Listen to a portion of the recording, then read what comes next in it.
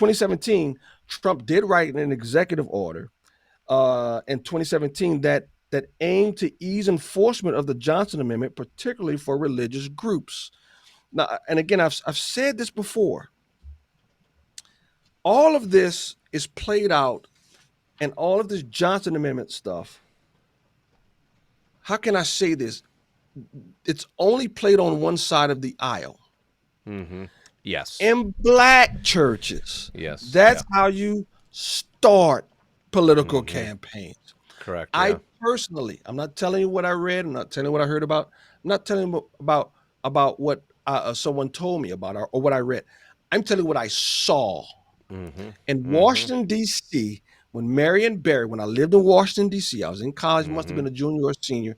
So that would put it around 94, 95, somewhere in that area. When Marion Barry wanted to, after he got out of jail, he started to run for re-election. Marion Barry walked into our church, Mount Sinai Baptist Church, 3rd and Q, Northwest. Walked into our church, sat in the front row. People clapped. Now, again, from D.C., I'm a college student. I don't know. They clapped and they said, and then the pastor said, "Look, he did wrong, right? He did wrong." And my pastor there is David Durham.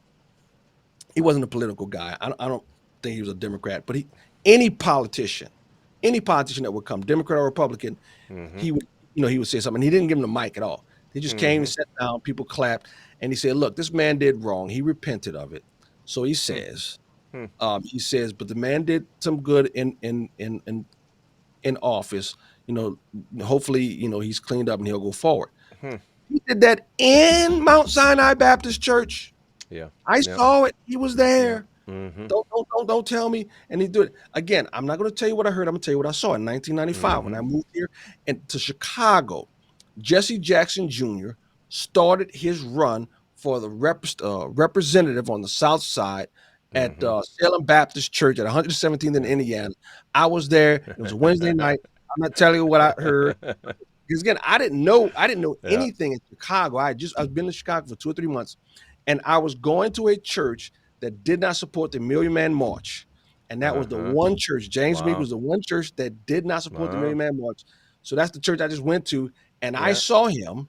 I saw Jesse Jackson start his campaign in church. They gave him the mic. Calvin, he went to the pulpit and he started railing off all the stuff he's going to do as the new representative with the first congressional district. I forget where, but he started in church. You don't have to take my word for it. When Fannie Willis got in trouble in Georgia, remember that when all the blowback was coming back from Trump, her that witch hunt she did with Trump. When she tried to start to rehabilitate herself because she got caught with Loverboy. Calvin, where was she? Every time you saw her whining and complaining, where was she? She was in the black church in Atlanta. She went from church to church to church, and those people in Atlanta was laying hands on her, praying for her. And I'm like, oh my, what kind of foolishness is this? Right. But you go back. Fannie Willis ran straight to the black church. And so, Calvin, I'm telling you, that's the way it's always been. Correct.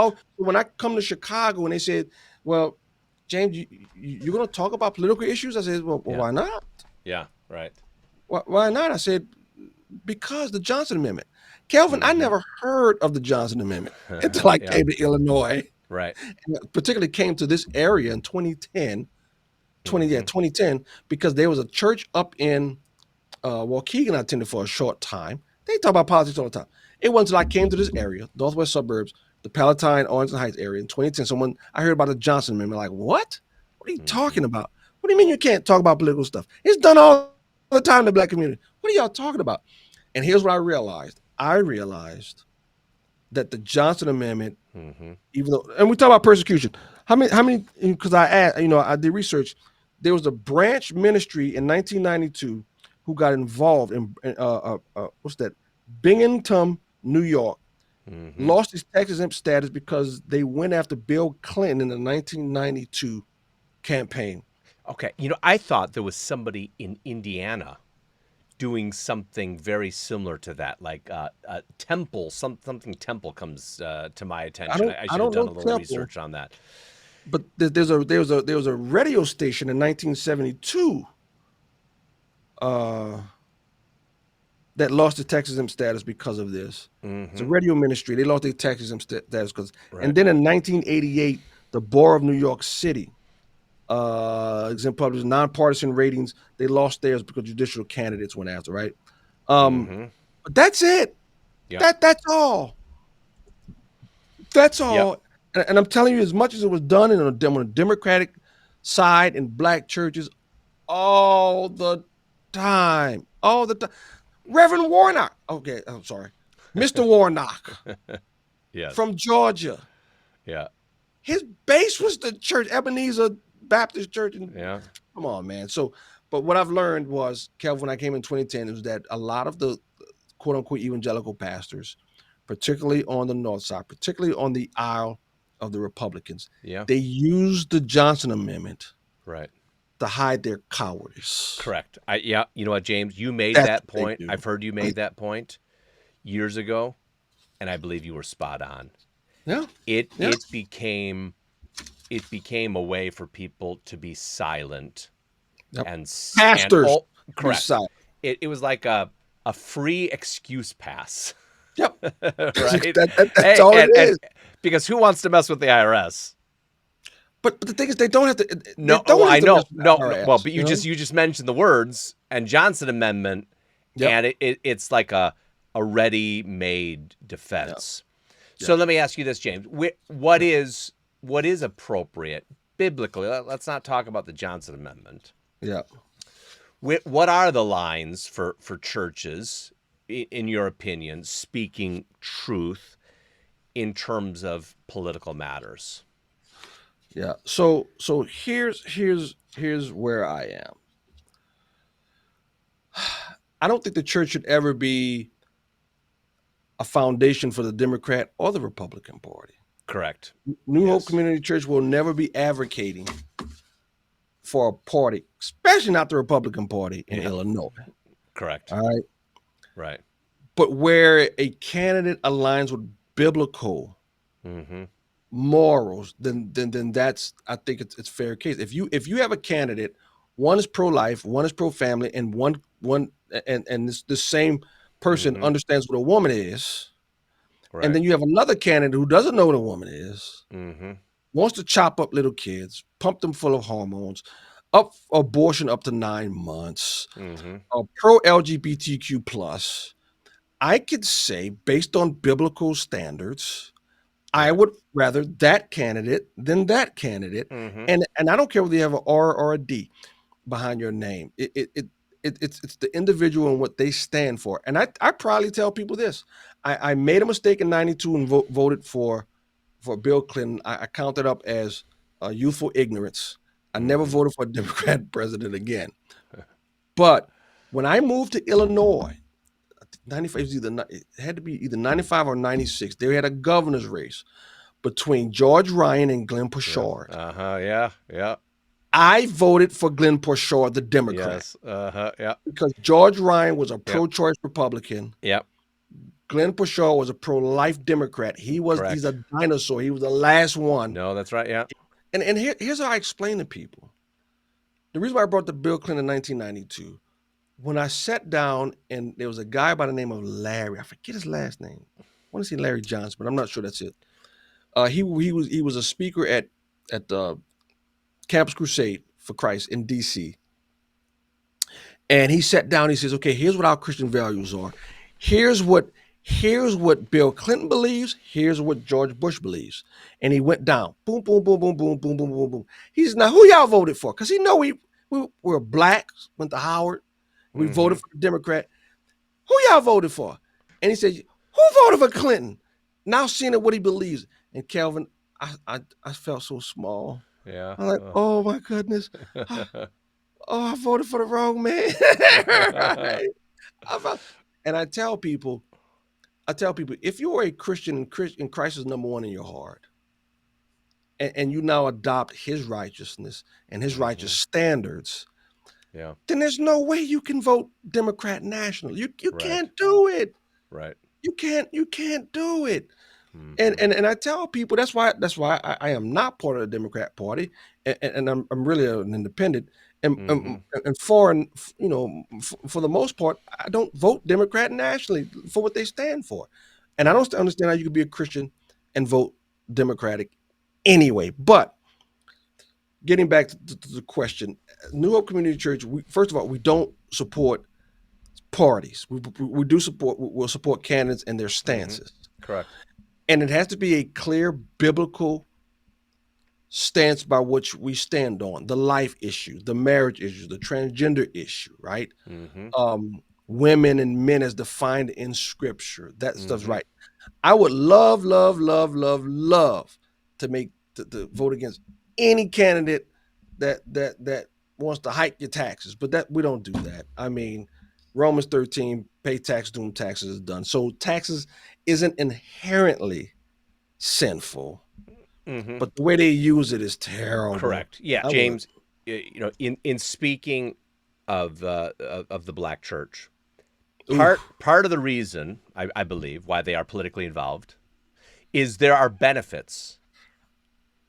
Correct. You get benefits if you fit into the system. Well, that's one way to put it. Yeah. I mean, you're being kind. You're being correct. kind. Yeah. I mean, you become, you support the existing order, and there are rewards. Reverend Jeremiah Wright, after he retired, he moved into a gated white community in part because he had, he moved into a gated white community. His church got a lot of money. How so? Because they ran programs. Oh, yes. Whether it was preschool, aftercare, I forget exactly. But they were master. I mean, he was a very connected man. And he figured out the system, and it was an ATM for that church. Let me just say that. An ATM. Now here's the rumor, Kelvin, and I've actually heard this from multiple pastors, multiple people who were involved in that, because I was involved in an organization, the Southern Baptist, and I spoke to some pastors, and so Old Man Daly, not the last Daly, but the other Daly. I think we talked about this, and again, I'm just telling what other men have told me independently. So if they're all independently lying, and it's on them, but the city instituted, like you said, this government program to where you would have these after school. The government would pay you for the church to have an after school program in the church for daycare for single moms and stuff like that. And so that's why in Chicago you see a lot of churches on the corner, storefronts or whatnot, and you say, they got 3 people on Sunday. How the heck they open? You know what I'm saying? Oh yeah. It's because it's the local daycare center. That's paid by the city. Now, if your church speaks out against the mayor, correct, yes, and your main income comes from city program, yep. Guess what happened to your daycare? Correct. It wouldn't get approved. And guess what happened to your program? Right. It went. No, and exactly.